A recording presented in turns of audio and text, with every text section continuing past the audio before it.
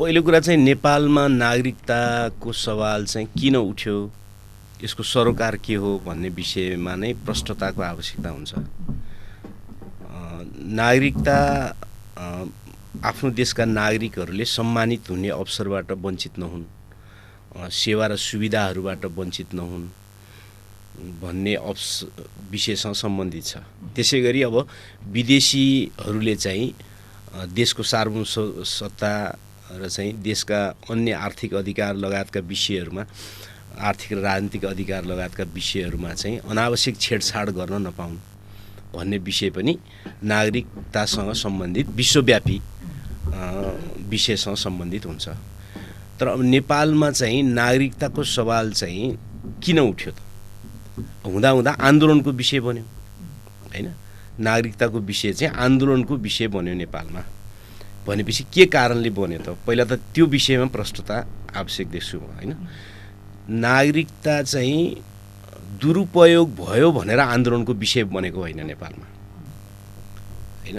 नागरिकता त्यही त म भन्दैछु, नागरिकताको दुरुपयोग चाहिँ भएको छ नेपालको राज्यको तर्फबाट पटक पटक हैन।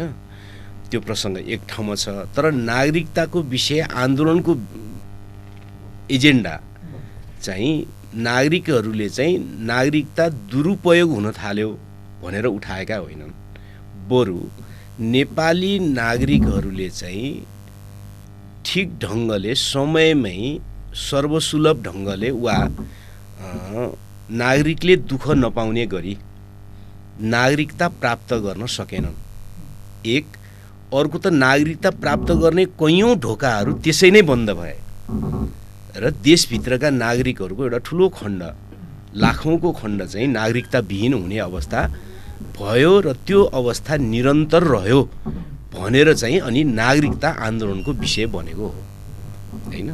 त्यसकारणले नेपालको नागरिकता ऐन वा व्यवस्था, नागरिकता सम्बन्धी व्यवस्थाहरू गर्दाखेरि चाहिँ जनताले नेपालभित्र नै जन्मेर हुर्किएका वा नेपालभित्र नै वास्तविक नागरिकहरूले नागरिकता पाउन झन्झटिलो भयो वा उनीहरूले नागरिकता पाउने ढोकाहरू कैयन बन्द भए वा चाहिँ उनीहरू नागरिकता विहीन हुनु पर्यो भन्ने विषयलाई सम्बोधन गर्नुपर्ने हुन्छ हैन। नागरिकताको विषयले नागरिकताको ऐन भन्नुहोस् वा नागरिकता सम्बन्धी व्यवस्था भन्नुहोस्। त्यसकारण नेपालको धेरैजसो मानिसहरूलाई चाहिँ, कतिपय मानिसहरूलाई पुरानो ढङ्गको नेपाली समाजको प्रशिक्षण भएका मानिसहरूलाई के पर्ने त भन्दाखेरि नागरिकताको विषय भन्ने बित्तिकै दुरुपयोग भएको विषय चाहिँ आँखामा आउने हैन। दुरुपयोग भएको अथवा दुरुपयोग भयो भन्ने गरिएका हल्लाहरू चाहिँ आँखामा पहिला आउने के, जबकि नागरिकताको विषय आन्दोलनको विषय बनेको कारण नै त्यो होइन हैन। नागरिकताको विषय आन्दोलनको विषय किन बन्यो त भन्दा मैले अघि भने कि नेपालमै जन्मेर, नेपालमै हुर्केर, नेपालमै बसोबास गरिरहेका वा नागरिकताको प्रमाणपत्र पाउन लायक नेपाली नागरिकहरूले नागरिकता समयमै सर्वसुलभ ढङ्गले वा पाउन सकेनन्। त्यसमा सबभन्दा पहिले त नागरिकताको विषय भन्ने बित्तिकै हर नेपालीको दिमागमा चाहिँ त्यो सवाल पहिला आउनुपर्ने हुन्छ कि नागरिकहरू वास्तविक नागरिकताबाट वञ्चित भएको सवाललाई सम्बोधन गर्नु चाहिँ मुख्य काम हो पहिलो भन्ने सवाल चाहिँ आँखामा आउनुपर्ने। तर उल्टो हुने गरेको छ। नागरिकताको विषय उठ्ने बित्तिकै चाहिँ कतिपय बेलामा दुरुपयोग भएको वा चाहिँ दुरुपयोग भयो भने अनावश्यक रूपमा चलाएका हल्लाहरू चाहिँ सबभन्दा आँखामा आउने पहिला, र अनि वास्तविक नागरिकहरूले नागरिकता नपाएको विषय चाहिँ ओझेलमा पर्ने हुँदै आएको छ। त्यसकारण नागरिकताको विषय नै नेपालमा किन उठ्यो भन्ने सवाल चाहिँ प्रष्टता आवश्यक छ। मैले भने एक हैन। अब नेपाली समाज, हरेक देशको समाज चाहिँ एउटा विशिष्ट समाज हुन्छ, त्यसको आफ्नै विशेषताहरू हुन्छन् हैन। त्यसरी हेर्दाखेरि नेपाली समाजका पनि खास विशेषताहरू छन्। अब त्योभन्दा पहिले नेपालमा नागरिकताको दुरुपयोग कसरी हुँदै आयो त, यो विषयमा पनि एउटा ऐतिहासिक छलफल चाहिँ जरुरी हुन्छ हैन। नेपालको सिमाना चाहिँ मोटामोटी जङ्गबहादुरको पालामा चाहिँ नेपाल देशको सिमाना चाहिँ रेखाङ्कन मात्रै होइन, किल्ला गाड्ने काम पनि केही भए हैन। त्यसपछि पनि नेपाल त फेरि विशाल दुई देशको बिचमा उभिएको थियो हैन।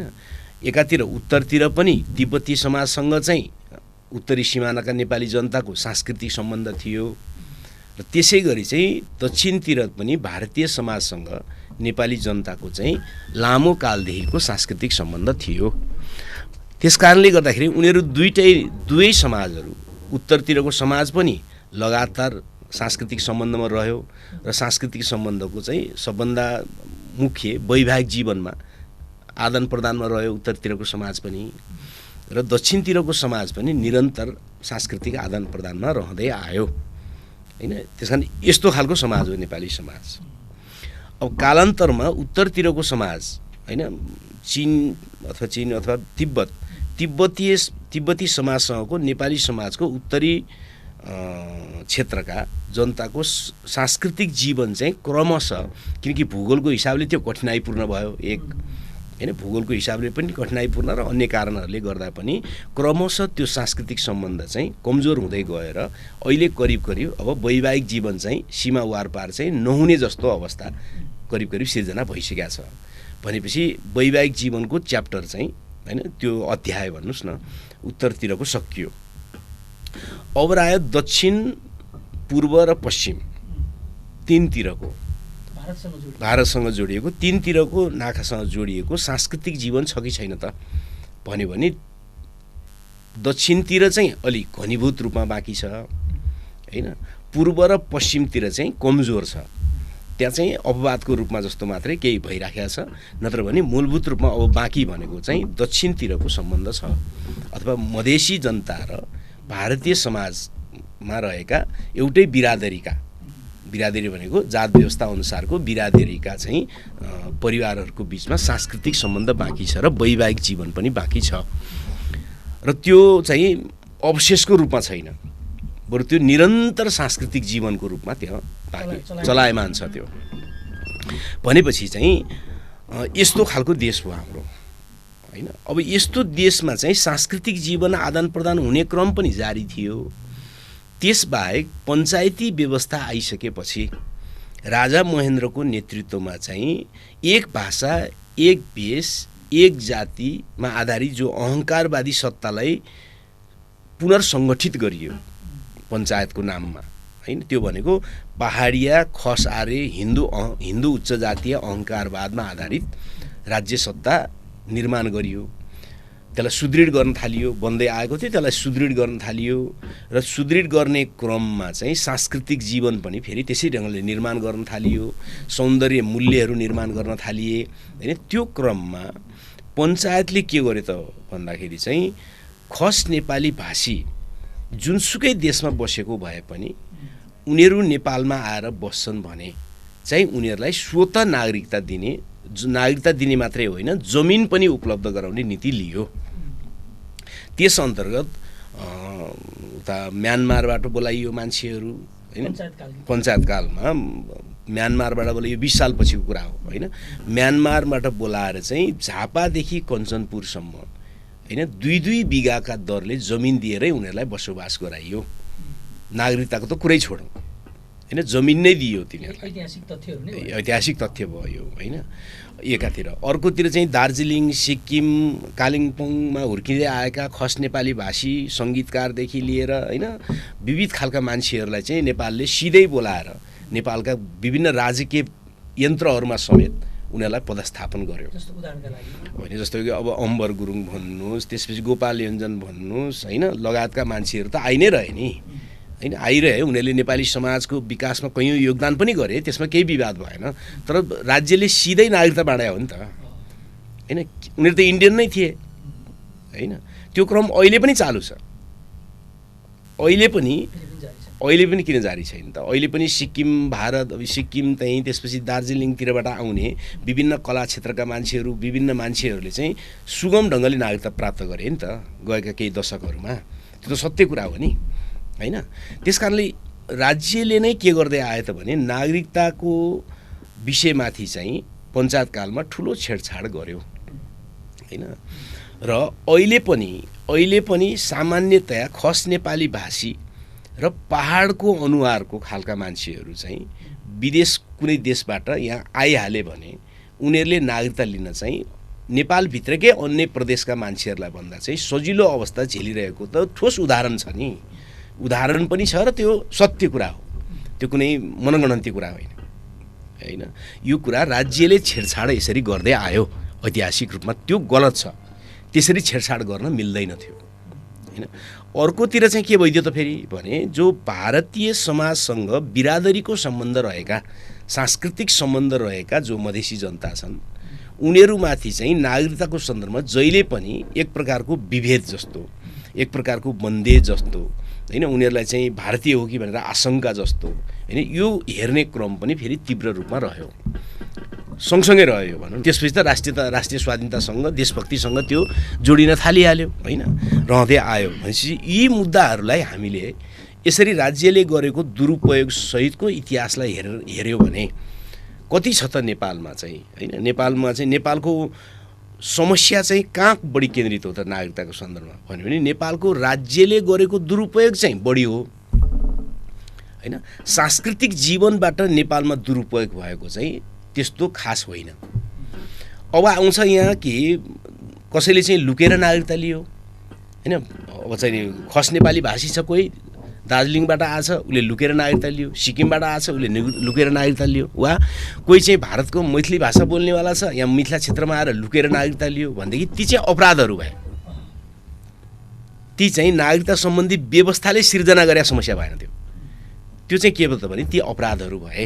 अपराध त जुनसुकै समाजमा पनि जसले पनि गर्न सक्ने भयो, त्यसका विरुद्ध त राज्यले प्रशासनिक कानुन लगाएर ती अपराधीहरूको सन्दर्भमा चाहिँ सजायको बाटो खोल्नु पर्यो, त्यो अर्को विषय हो होइन। यहाँ कस्तो हुने गरेको छ त भने अपराध र सामाजिक जीवनलाई एकै लयमा राखिदिने क्या होइन। अपराध हुने भनेको अपराधीले गर्ने हो, त्यो निश्चित मान्छेहरू हुन्छन् अपराधी भनेका।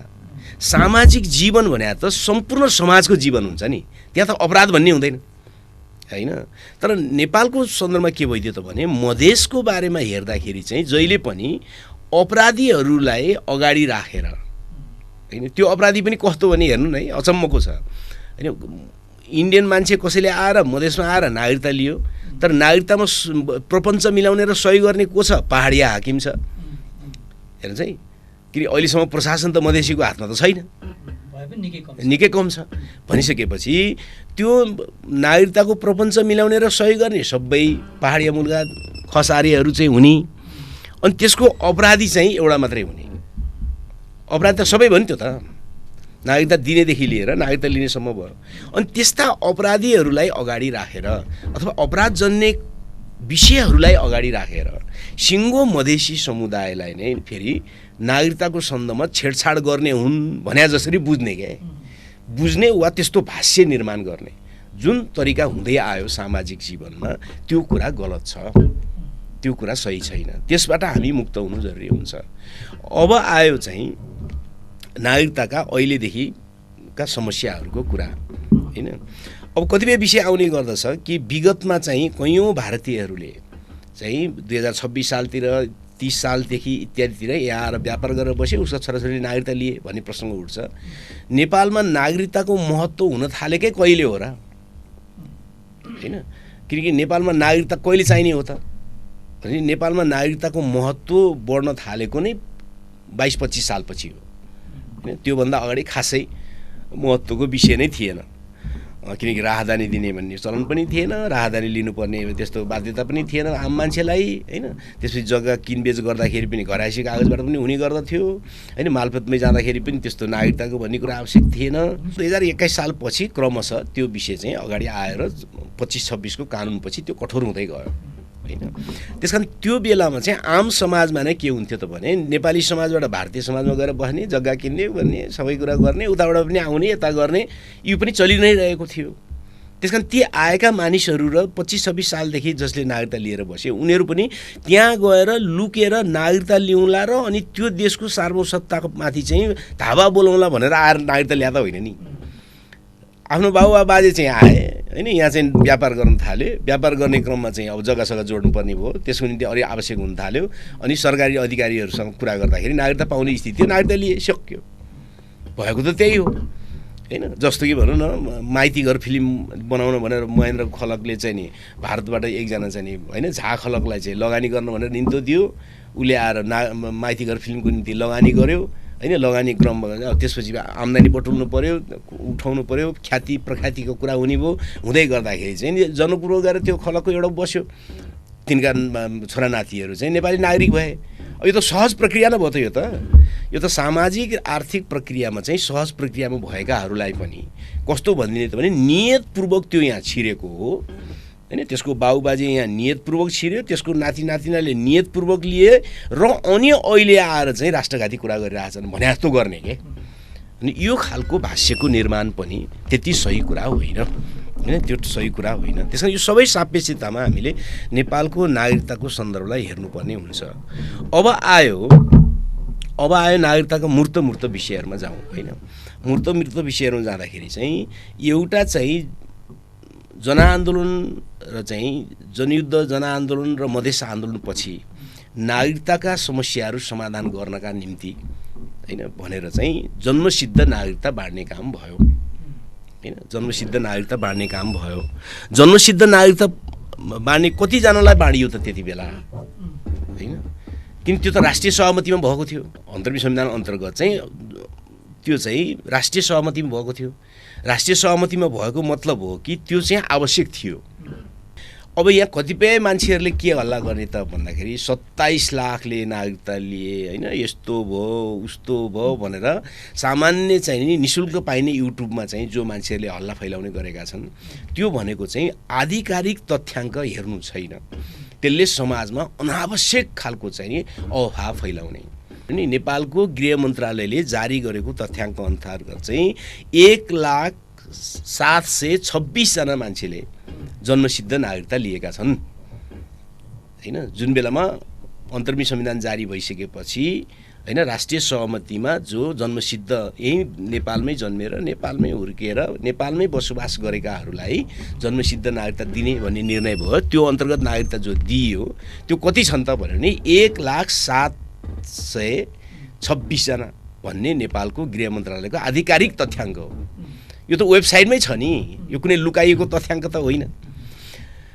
त्यसमध्ये पनि त्यो नागरिकता लिएकाहरूमध्ये पनि पहाडका कति छन् र तराईका कति छन् भनेर हेर्यो भने 65% पहाडका छन्, 35% तराईका छन्। यही त हो सत्य। आधिकारिक तथ्याङ्क मान्ने कि कुनै एउटाले चाहिँ युट्युबमा भट्टाइदियो भनेर मान्ने, त्यो त मान्न मिल्दैन नि त हैन। आधिकारिक तथ्याङ्क त यही हो। लिएका जिल्लाहरूमध्ये सबभन्दा बढी कुन जिल्लाले लिएका छन् त भने पहिलो नम्बरमा आउँछ 26,400 लिने झापा जिल्ला हैन, पहिलो नम्बरमा आउँछ। दोस्रो नम्बरमा 22,000 जति लिने मोरङ जिल्ला आउँछ। त्यसै गरी त्यो मनाङसम्म जान्छ, सिन्धुलीसम्म पुग्छ, काठमाडौँसम्म पुग्छ त्यो त हैन। त्यसकारणले त्यसको तथ्याङ्क हेर्यो भने, त्यसको प्रतिशत हेर्यो भने यो गरिएका हल्लाहरू केही पनि पुष्टि हुँदैन, होइन त्यो कुरा हैन। अब आयो ती जन्मसिद्ध नागरिकहरूका बच्चाहरू जुन बेलामा नागरिकता दिइयो तिनका बच्चा त अहिले त ब्याचलर पढ्ने भइसके हैन। 1,726 जनाका बच्चाहरू 2-2 जनाका दरले पनि कति भयो त भन्यो भनेदेखि त हैन, भन्यो भने त त्यति नै भयो नि त हैन। 14 लाख जति भइसके, अथवा 10 लाख त भयो होला, नभए नि 7 लाख त भयो होला, यति त मान्नुपर्ने हुन्छ नि। नभए जति भए पनि 2 जना भए पनि त नागरिक हो हैन। तिनीहरूले चाहिँ नागरिकता पाउने काम रोकिएको थियो। जन्मसिद्धहरूलाई नागरिकता दिनुहुन्न भनेको छ, तिनको बच्चालाई दिनुहुन्न भनेको छ, कहिले के अध्यादेश ल्याएको छ, कहिले निमोठेको छ, कहिले अदालत लगाएको छ हैन। गर्दै गर्दै गर्दै गर्दै अब एउटा बच्चा हुर्किएर चाहिँ नि अब ब्याचलर पढ्ने भइसक्यो, नागरिकता बिना नेपालमा अरू केही पनि नहुने दिन सुरु भइसक्यो। तर उसले नागरिकता त्यही कारणले अनावश्यक विवादको कारणले नपाउने स्थिति जो भएको थियो त्यो कुरालाई अहिलेको चाहिँ विधेयकले, संसदबाट पारित भएको विधेयकले त्यसलाई खोलिदिएको छ। त्यो ढिलो भयो खोल्नलाई, धेरै नै ढिलो भयो त्यो खोल्नलाई, तर अहिले खोलेको छ। त्यो सही कुरा भएको छ।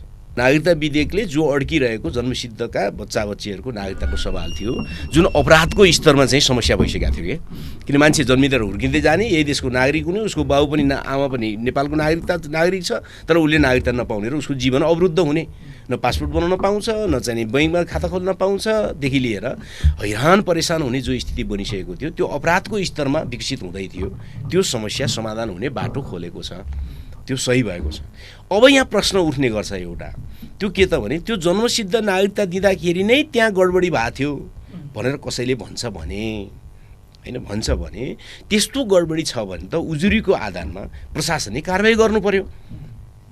त्यो बाटो कसले रोकिन्छ र कहिले पनि रोकिन्न नि त्यो त हैन। त्यस्तो भएको छ भने चाहिँ त्यस्तो बारेमा उजुरी गर्नु पर्यो, वा राज्यलाई नै त्यस्तो लाग्छ भने त्यस्तो बारेमा कमिसन बनाउनु पर्यो, छानबिन गर्नु पर्यो, र छानबिन गरेर जसले चाहिँ गलत ढङ्गले चाहिँ जन्मसिद्ध नागरिकता लिएका छन् उनलाई कारबाही गरिनु पर्यो र उनका बच्चाहरूको नागरिकता पनि खुसिनु पर्यो। त्यो त अर्को विषय भयो। त्यो त जहिले पनि जसको बारेमा पनि भइराख्ने भयो हैन, जन्मसिद्धको मात्रै कुरा भएर नि। त्यो त वंशजकै आधारमा पनि कसैले ढाँटेर नागरिकता ल्याएको छ भने त्यसको बारेमा खोज गर्नुपर्ने हुन्छ, तिनीहरूलाई कारबाही गर्नुपर्ने हुन्छ हैन। देशको चाहिँ नि देशको अस्मितामाथि कसैलाई छेडफाड गर्ने अधिकार त छैन। त्यो अर्को विषय भयो हैन। पहिलो कुरा यो विषय हो एउटा हैन। अब अझै बुझ्नु पर्यो मान्छेहरूले के नागरिकताको समस्याकै कुरा गर्दाखेरि पनि सबभन्दा बढी समस्या चाहिँ तराई क्षेत्रमा छ कि पहाडी क्षेत्रमा छ भन्नेको पनि तथ्याङ्क छ। अहिले पनि नागरिकताको समस्या, नागरिकहरू नागरिकतै लिन नआएको के त्यो पनि त हुन्छ नि, दुइटै हुन्छ नि त हैन। त्यस्तो समस्या सबभन्दा बढी कहाँ छ भने हिमाली क्षेत्रमा बढी छ हैन। हिमाली क्षेत्रका जनता चाहिँ 34%ले नागरिकता लिएका छैनन् अहिलेसम्मको तथ्याङ्कले। नागरिकता लिन लायक जनसङ्ख्याले अहिलेसम्म चाहिँ 34%ले नागरिकता लिएका छैनन् भन्ने तथ्याङ्क छ। अनुसन्धानकै तथ्याङ्क हो यो हैन, अध्ययनकै तथ्याङ्क। किन भयो त भने हिमाली, अब म अलि तथ्याङ्क भन्छु अनि त्यसपछि पहाडका चाहिँ 28% जनताले नागरिकताविहीन छन्, नागरिकता लिएका छैनन्। तराईमा गइसकेपछि जम्मा 17.5%ले मात्रै नागरिकता लिएका छैनन्। यो पनि बुझ्नु जरुरी छ, किनकि यो त अवफा पनि अनावश्यक ढङ्गले चाहिँ नि फैलाउने जो तरिका भएको छ नि। मधेसका मान्छे चाहिँ नागरिकता नलिएर जस्ता, पहाडकाले चाहिँ सबै नागरिकता लिइसके जस्तो के जो बुझाइ छ त्यस्तो होइन, कुरा त्यस्तो होइन। बरु यथार्थ के हो त भने हिमाली क्षेत्रमा 34%ले नागरिकता लिने समस्या छ, नलिएको समस्या छ, लिन बाँकी समस्या छ। तथ्याङ्क यो 10 वर्ष अगाडिकै हो फेरि है। 10 वर्षमा कति बढ्यो होला घट्यो होला त्यो अर्को कुरा भयो। त्यस्तै गरी पहाडी क्षेत्रमा 28% को समस्या छ, त्यस्तै गरी तराईमा 17.5% को समस्या छ। अब यस्तो किन भयो त भने हिमाली क्षेत्रमा आर्थिक जीवन चाहिँ कमजोर भयो हैन। हिमाली क्षेत्रमा आर्थिक जीवन कमजोर भयो, त्यसकारण नागरिकताको आवश्यकता पनि हरेक मान्छेलाई त्यति जरुरी भएन हैन। त्यसैगरी सबभन्दा बढी आर्थिक जीवन चाहिँ चलायमान कहाँ छ त भन्दाखेरि तराईमा छ। त्यसकारण त्यहाँका मान्छेहरू चाहिँ सबभन्दा बढी नागरिकताको जरुरत हुन थाल्यो। त्यसकारण त्यहाँ नागरिकता नलिनेहरूको समस्या चाहिँ 17%मा रह्यो, त्यहाँ पहाडको मध्यम रह्यो, बिचको रह्यो हैन। यो त सरल छ नि कुरा हैन। जस्तो भन्नु हिमाली क्षेत्रमा चाहिँ थुप्रै जग्गा छ तर किनबेच हुँदैन। किनबेचै हुँदैन भने किनबेच गर्नलाई नागरिकता किन देखाउनु पर्यो त, नागरिकता बनाउनै परेन। यस्तो हुन्छ नि त, किनकि आर्थिक जीवन र राजनीतिक जीवन र आवश्यकताले सिर्जना गरेको न हो। आर्थिक राजनीतिक र प्रशासनिक जीवन जहाँ बढी चलायमान हुन्छ त्यहाँ बढी नागरिकता जस्ता चिजहरू, पासपोर्ट जस्ता चिजहरू बढी बन्छन् हैन। जहाँ चलायमान कमजोर हुन्छ हैन, आर्थिक जीवन, प्रशासनिक जीवन र राजनीतिक जीवन, त्यहाँ चाहिँ प्रशासनिक आइडेन्टिटीहरू, प्रशासनिक प्रमाणपत्रहरूको आवश्यकता चाहिँ कम हुन्छ हैन। यो कुरा भयो। अब आयो अब अर्को विषय नागरिकताको नेपालमा अड्केको अर्को विषय के हो त भने चाहिँ महिला समानताको मुद्दा हो अर्को। अब अङ्गीकृत नागरिकताको सवाल नेपालमा चाहिँ 2-3वटा छ। एउटा चाहिँ विदेशी पुरुषले नेपाली महिलासँग बिहे गर्यो भने नेपालमा कहिले पनि उसलाई नागरिकता दिने व्यवस्था थिएन, अहिले पनि छैन। विदेशी पुरुषले नेपाली महिलासँग बिहे गर्यो र विदेशमै बस्यो त सकिहाल्यो, तर नेपालमै आएर जीवन बितायो भने उसले कहिले पनि नेपालको नागरिकता, वंश त पुरै भएन, अङ्गीकृत नागरिकता पनि उसले कहिले पनि पाउने व्यवस्था कहिले पनि थिएन र अहिले पनि छैन। यो छैन, त्यो कुरा छैन। त्यसकारण यो एउटा चाहिँ संसारलाई हामीले के जवाफ दिन्छौँ होला, यसो कतै मञ्चमा उभिनु पर्यो भने, किनकि नेपाली केटी मान्छेहरूसँग बिहे गरेर चाहिँ नेपालमा कोही बस्न मिल्दैन भन्छौँ होला कि हामीले हैन, वा चाहिँ नेपालमा बस्छ भने पनि उसलाई चाहिँ नागरिकता विहीन बनाइराख्छौँ हामीले भन्छौँ कि वा जिन्दगीभर उसको भिसा चाहिँ हामीले रिन्यू गरिदिइराख्छौँ भन्छौँ कि होइन। पछि सामान्यतः संसारभरि चलेको व्यक्तिलाई कुनै पनि मानिसलाई नागरिकताविहीन बनाउन पाइँदैन भन्ने जो अवधारणा छ त्यो अवधारणासँग यो कुरा मेल खाँदैन होइन। त्यसैले यो समस्या अहिलेको विधेयकमा पनि त्यो जस्ताको तस्तै छ। एक अर्को समस्या त्यहीसँग जोडिया के छ त भने विदेशी पुरुषसँग बिहे गरेर नेपाली महिला गयो भने त उतै बस्न गयो भने सिद्धिहाल्यो, उसका बच्चाले उतैको नागरिकता पाउने भयो। तर मान्नुहोस् विदेशी पुरुषसँग बिहे गर्यो नेपाली महिलाले र नेपालमै बस्यो जिन्दगीभर र यहीँ बच्चा जन्मायो भनेदेखि त्यो बच्चाले नागरिकता चाहिँ के पाउने भयो त भने अङ्गीकृत पाउने व्यवस्था छ होइन। हेर्नुहोस् है, उसको आमा यहीँको मान्छे, बाउ यहाँको हुन नि सक्ने भयो नसक्ने भयो। यदि बाउले त नागरिकता यहाँ नपाउने भयो, यहाँ बसे पनि नपाउने भयो होइन, नपाएपछि त उसो त विदेशी मात्रै हुन सक्ने भयो सधैँभरि। तर उसकै आमा त यहीँ जन्मिया भयो, यहीँ हुर्किया भयो, यहीँ बसोबास गर्ने भयो र यहीँ बच्चा जन्माए भने उसको बच्चाले चाहिँ अङ्गीकृत नागरिकता पाउने भयो होइन। अब यही कुरा पुरुषको हकमा के हुन्छ त फेरि? अब किन महिला र पुरुष त बराबर हुनुपर्छ भने होइन त, समानतामा आधारित कानुन संविधान त्यहीले भन्छ नि त भन्दाखेरि। अब तर नेपाली पुरुषले विदेशी महिलासँग बिहे गर्यो भने चाहिँ त्यो विदेशी महिला जो नेपालको नागरिक हुन्छपछि नागरिकता भइसकेपछि जब उसले बच्चा पाउँछ त्यो बच्चाले चाहिँ फेरि वंशजको आधारमा नागरिकता पाउने भयो अहिलेको विधेयकले होइन। भनेपछि हुने के भयो त भने एउटा परिवारमा मान्नुहोस् है, अब एउटा परिवारमा बहिनी पनि छ दाइ पनि छ, दुईजना जन्मिए हुर्किए, बहिनीले विदेशी पुरुषसँग बिहे गरिन् र नेपालमै बसिन्, उसको बच्चा अङ्गीकृत नागरिकता हुने भयो होइन। र दाइले चाहिँ विदेशी महिलासँग बिहे गरेर ल्याउने भयो र त्यसबाट जन्मिएको बच्चा चाहिँ के हुने भयो त भने वंशजको हुने भयो। ल हेर्नुहोस् है, अब एउटै परिवारमा जन्मिएको होइन, बहिनीले विदेशीसँग बिहे गरेर नेपालमा बसिन्, उनको बच्चा चाहिँ अङ्गीकृत भयो हुने भयो। दाइले चाहिँ विदेशी महिला बिहे गरेर ल्यायो होइन, उसको बच्चा चाहिँ वंशजको हुने भयो भनेपछि विभेद त टड्का सिधा भयो नि। यो त यस्तो विभेद गर्न मिल्छ त? यो त कतैबाट पनि मिल्दैन नि। समानता अपमानित गर्ने कुरा भयो, समानता मात्रै कुरा भएन यो त होइन। एउटै मतलब परिवार छुट्टा राखेर हेर्दा पो अर्कै हुन्छ त। एउटै परिवार राखेर हेर्दाखेरि त त्यो त सिधा समानताको मुद्दा मात्रै भएन कि नागरिकलाई चाहिँ अपमानित गर्ने कुरा भयो र राजनैतिक अधिकारबाट समान ढङ्गले जन्मिएका बच्चाहरूमाथि चाहिँ राजनीतिक अधिकार नै पुरै फरक हुने भयो होइन। यो चाहिँ नेपाली महिलाहरू र विश्वव्यापी रूपमा महिला अधिकारका सन्दर्भमा उठेको विषय जो छ होइन, लिङ्गीय समानताको जो विषय छ योसँग चाहिँ पुरा यसले उल्लङ्घन गर्दछ। त्यसकारण यो प्रावधान ठिक छैन। यसलाई वैज्ञानिक र समानतामुखी बनाउनु पर्ने हुन्छ।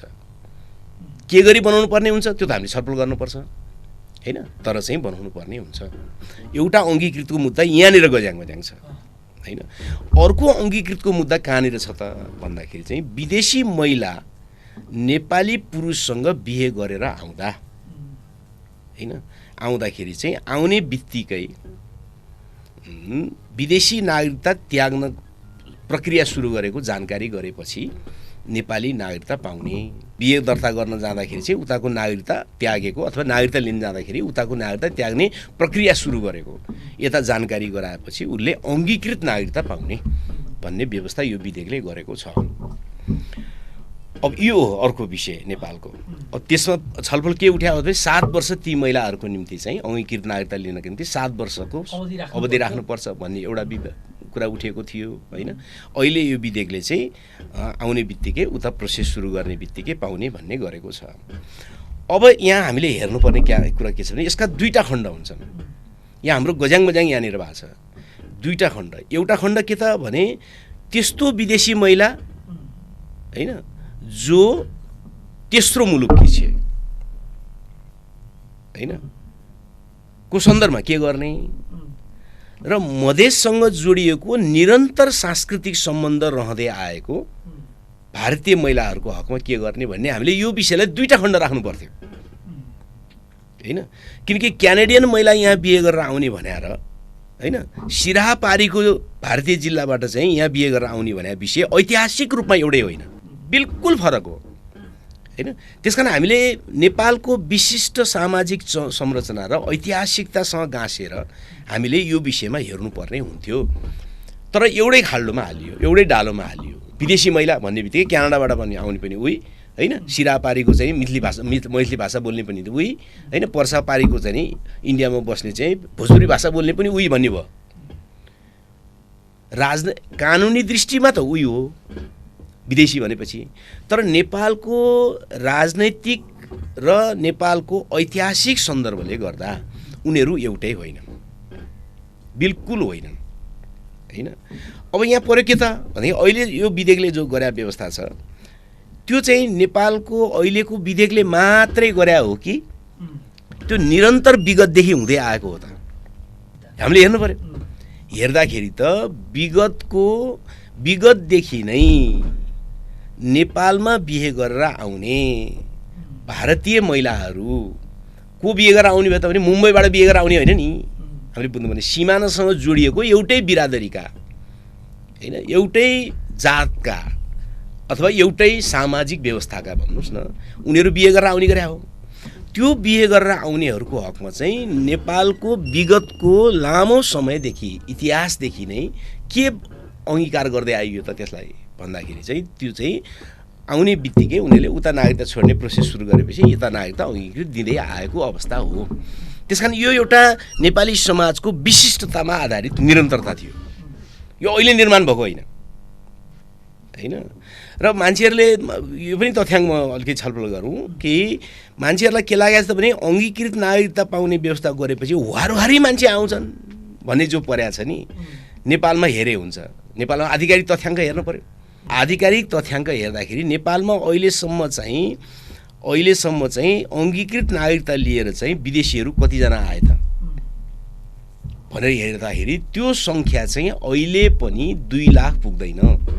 अहिलेसम्मको समग्रमा जहिलेदेखि नागरिकता दिन थालियो त्यो बेलादेखि हेर्दाखेरि अहिलेसम्म 2 लाख पुग्दैन। 2 लाख पुग्दैन। अनि भारतबाट मात्रै चाहिँ कति आएछन् त हेर्दाखेरि त्यो सङ्ख्या अहिले पनि 1 लाखभन्दा बढ्दैन हैन। इतिहासको यो लामो खण्डमा अङ्गीकृत नागरिक बन्न विदेशीहरू कति आए त भन्यो भने आधिकारिक गृह मन्त्रालयको तथ्याङ्क हेऱ्यो भने त्यो सङ्ख्या 2 लाख नाग्दैन। भारत मात्रै आएको सङ्ख्या चाहिँ 1 लाख पनि नाग्दैन।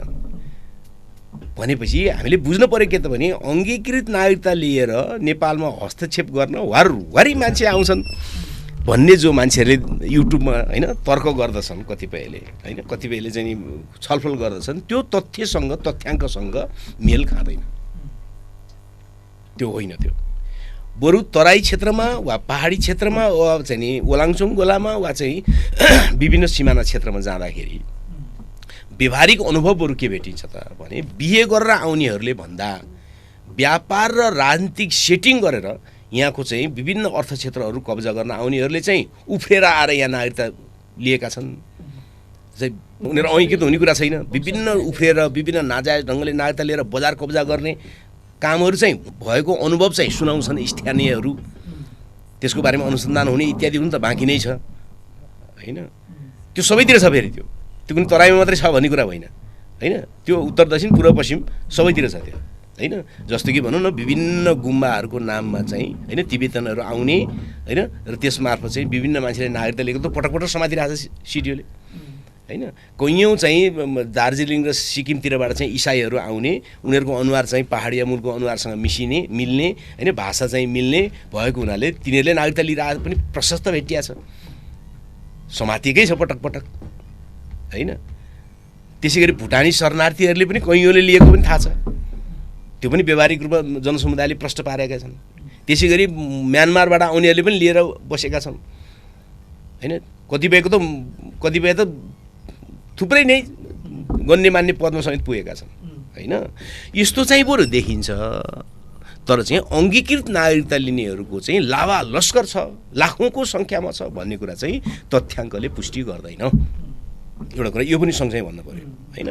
अब आयो अङ्गीकृत नागरिकताको सन्दर्भमा महिला बिहे गरेर आए भने चाहिँ उसलाई तुरुन्तै दिने भन्ने जुन सवाल छ, यसलाई कसरी बुझ्ने त भन्दाखेरि यसलाई दुई खण्ड राखेर हेर्नुपर्ने हुन्छ मेरो विचारमा।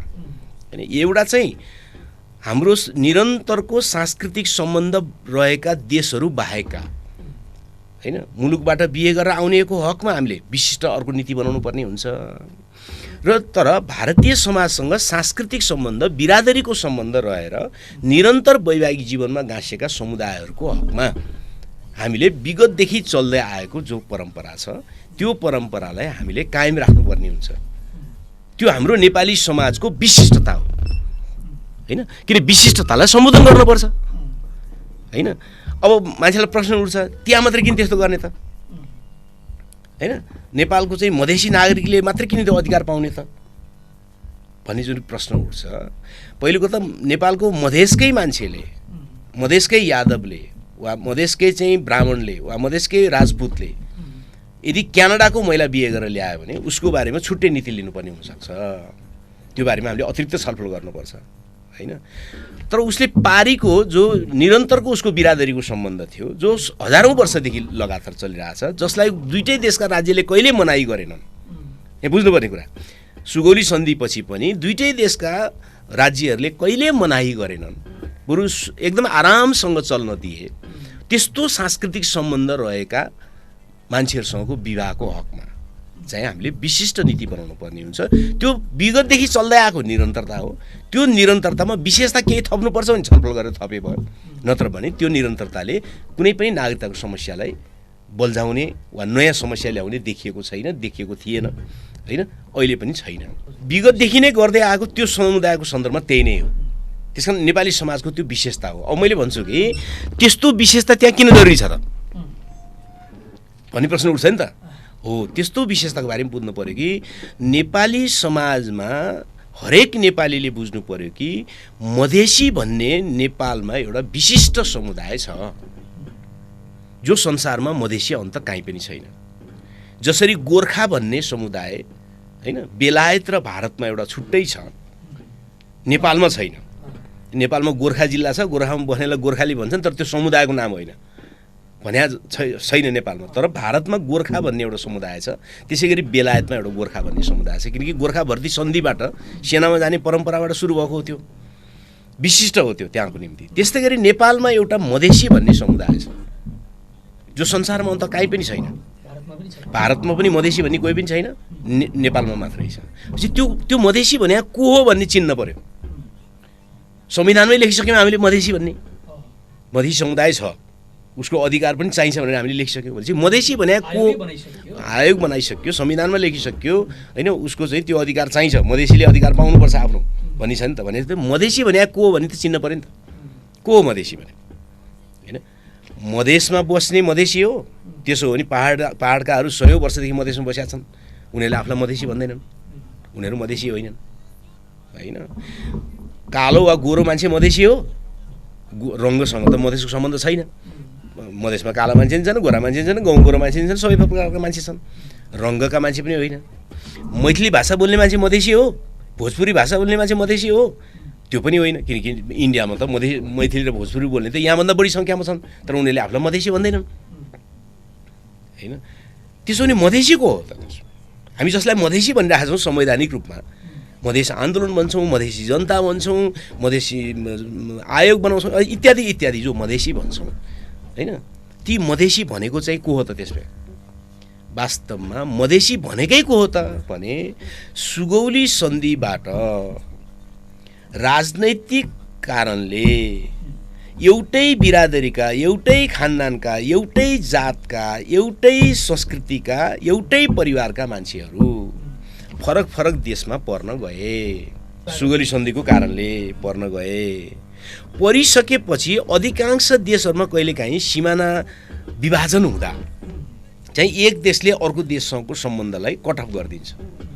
जस्तै उत्तर कोरिया र दक्षिण कोरिया, उनीहरूको सांस्कृतिक जीवन पनि बन्द भयो होइन, जोडिया छ, एउटै जातिका हुन्, तर उनीहरूको सांस्कृतिक जीवन बन्द गरियो। त्यस्तो धेरै देशहरू हुन्छन्।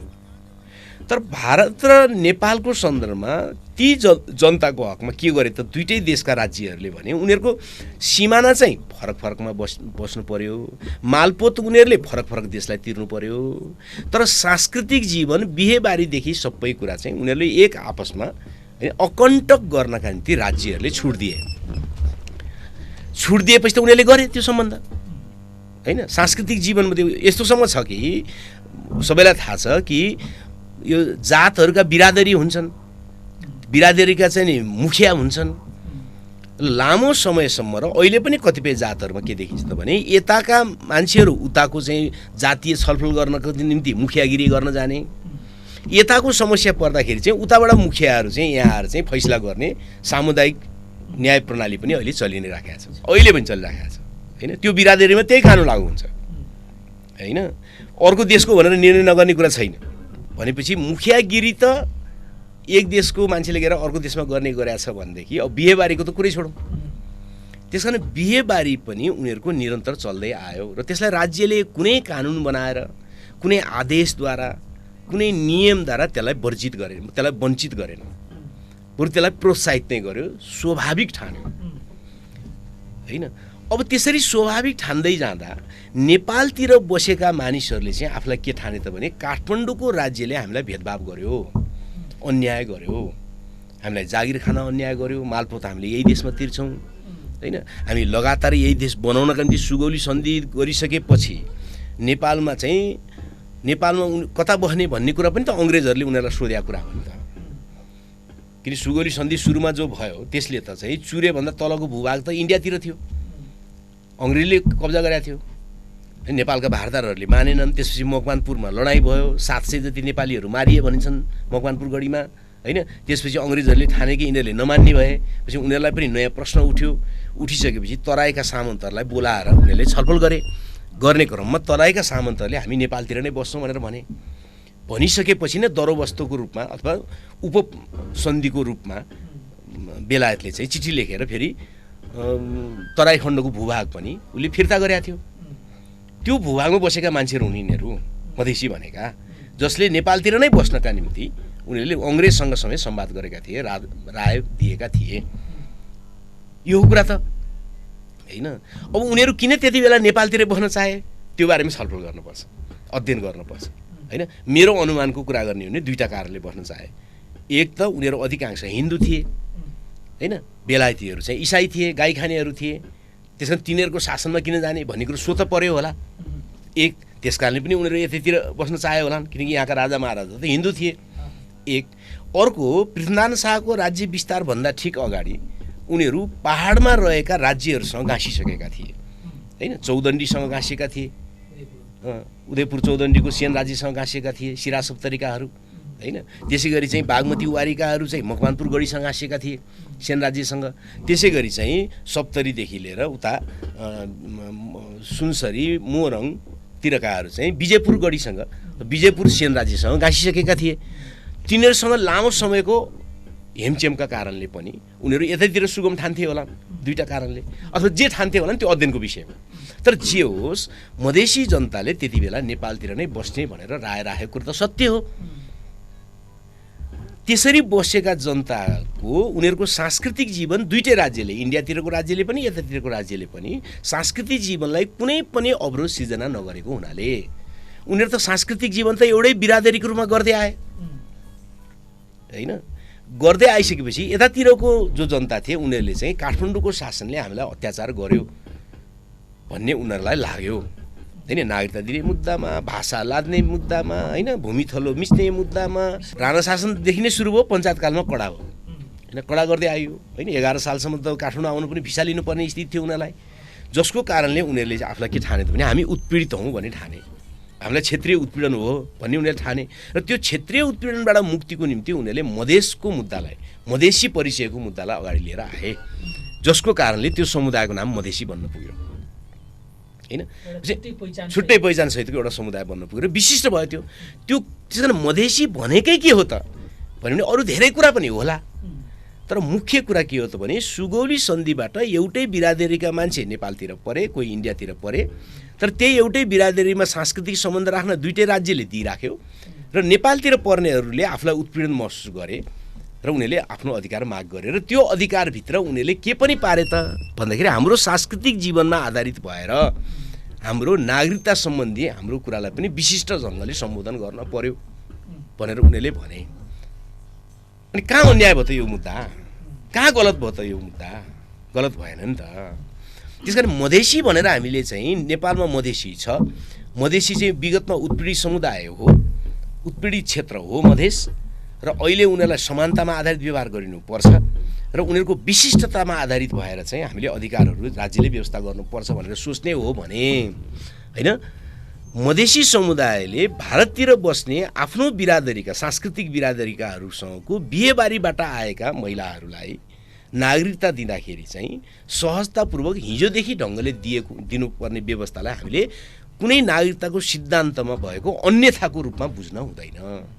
अब यो प्रक्रियालाई सुन्नुहोस् है, फेरि अझ यो प्रक्रियालाई अझ नियमन गरौँ, अझ व्यवस्थित गरौँ। नेपालको सार्वभौमसत्तामा कुनै 0.0000% पनि कुनै आशंका बाँकी नरहोस् भन्ने हो भने थप व्यवस्थाहरू गरे भयो नि त। थप व्यवस्थाहरू गरेर त्यसलाई दुरुपयोग हुन नसक्ने, गडबड हुन नसक्ने बनाऊ। तर मधेसी भन्ने स्वीकार गर्ने, तर मधेसी जनताको सांस्कृतिक जीवनको विशिष्टतालाई चाहिँ विकृत पार्ने यो कुरा चाहिँ गर्न हुँदैन। फिजीको प्रसङ्ग अर्कै हो, तैपनि मतलब जनसङ्ख्या अर्को देशको बढ्दै जाने भन्या हो भनौँ न, फिजीकरण हुने, भुटानीकरण हुने भन्ने विभिन्न कुरा आउँछन्। पहिलो कुरा त नेपाली समाजको नागरिकताका सन्दर्भमा जोडेर हेर्ने हो भने नागरिकता दुरुपयोग भएको सन्दर्भहरूलाई पनि अध्ययन गर्नु पर्यो र तथ्यहरू अगाडि राख्नु पर्यो होइन। तथ्यहरू बिना त्यत्तिकै हल्ला गरेर त्यो चाहिँ राष्ट्रवादी वा चाहिँ त्यो देशभक्त कुरा चाहिँ हुन सक्दैन होइन। जहाँसम्म नेपालको सन्दर्भमा नागरिकताको विषय छ, नागरिकताको दुरुपयोग चाहिँ शासकहरूले र राज्यले बढी गर्दै आएको हो, नेपाली जनताको तहबाट भएको होइन। काहीँ भएको छ भने त्यसलाई प्रशासनिक ढङ्गले अपराधमाथिको सजायको प्रक्रियामा लानुपर्ने हुन्छ। तर जहाँसम्म चाहिँ अहिलेको विधेयकको सन्दर्भमा यो राष्ट्रघाती भन्ने छ, जे विषयका कारणले यो महिला मैत्री छैन, महिलाको सन्दर्भमा चरम विवाद भएको छ, त्यसमा त्यो सच्याउनै पर्दछ होइन। त्यसै गरी विदेशी पुरुषहरू जो नेपाली महिलाहरूसँग बिहे गरेर आउँछन् होइन, उनीहरूले कहिले पनि नागरिकता नपाउने नेपालमा बस्दाखेरि भन्ने जो कुरा छ त्यो हास्यास्पद छ। त्यस्ता विषयलाई पनि हामीले सम्बोधन गर्नुपर्छ, त्यसलाई सच्याउनुपर्छ होइन। तर चाहिँ मधेसी जनतासँग बिरादरीको सम्बन्ध, सांस्कृतिक सम्बन्धमा रहेकाहरूको बिहेबारीको पछि अङ्गीकृत नागरिकता पाउने सन्दर्भमा जो व्यवस्था छ, त्यो परम्परादेखि जो हुँदै आएको छ, त्यसलाई जो कायम गरेको छ, त्यसको आधारमा यसलाई राष्ट्रघाती विधेयक, राष्ट्रघाती चाहिँ ऐन वा राष्ट्रघाती चाहिँ यो व्यवस्था भनेर कसैले भन्छ भने न त उसले नेपाली समाजलाई बुझ्या ठहर छ, नत्र नागरिकताको चाहिँ विगतको अङ्गीकृतहरूले कति ल्याएर छन् भन्ने कुरा उसले हेर्या ठहर छ होइन। या त उसले चाहिँ नि के भन्छ यो जन्मसिद्धको आधारमा चाहिँ पहाडका मान्छेले कति ल्याएर छन्, तराईका मान्छेले कति ल्याएर छन् भन्ने नै अध्ययन गरेर ठहर छ होइन। र पहाडमा नागरिकताको समस्या कति हो, तराईमा नागरिकताको समस्या कति हो भन्ने कुरो न त तथ्याङ्क हेरेर ठहर छ, त्यो चाहिँ केही पनि नहेरिकन होइन कसैले भनिदिएको भरमा परम्परावादी राष्ट्रवादी ढङ्गले होइन हल्ला गर्दै हिँडेको ठहर छ। त्यसो गर्न मिल्दैन, त्यसो गरेर चाहिँ समस्याको हल होइन होइन। त्यसकारणले जहाँनिर नागरिकताको समस्या हो त्यहाँनिर बोल्नु पर्यो। महिलामाथिको भेदभाव जो कायम गरिएको छ त्यो कुरा ठिक छैन। यो सन्दर्भमा यो नागरिकता विधेयकमाथि चाहिँ हामीले छलफल चलाउनुपर्छ। तर राष्ट्रघातका सन्दर्भमा अहिलेको विधेयकको सन्दर्भमा चाहिँ राष्ट्रघातसँग जोड्नुपर्ने यसको कुनै प्रसङ्ग छैन।